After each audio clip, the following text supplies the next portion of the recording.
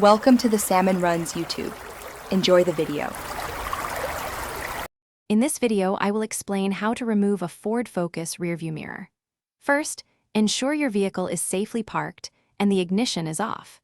You will need a small flat blade screwdriver or a specialized Ford mirror removal tool. Place a soft cloth or towel on your dashboard to protect the windshield from accidental scratches.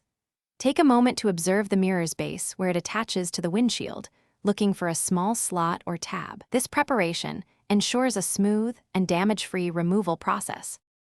Now, let's detach the mirror. Carefully insert your flat blade screwdriver into the small slot located on the underside of the mirror mount. With a very easy and consistent twist of the screwdriver, you are aiming to lift the mirror over a small ridge that holds it in place. While twisting, grasp the mirror by its body and gently wiggle it back and forth, pulling it in an upward direction.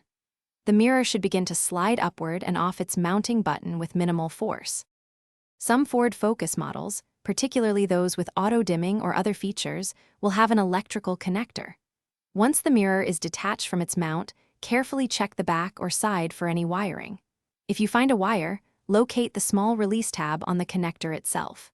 Press this tab and gently pull the connector straight out to disconnect it. Always avoid tugging on the wires directly, as this can cause damage to the electrical system or the mirror's functionality.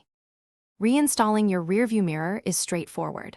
First, if you disconnected any wiring, carefully reconnect the electrical connector until you hear or feel a distinct click, ensuring it is secure.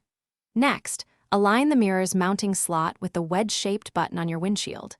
Gently slide the mirror downward onto the mount until it clicks firmly into place.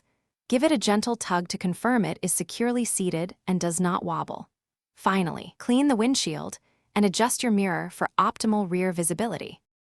Thanks for watching. Consider subscribing if we helped you.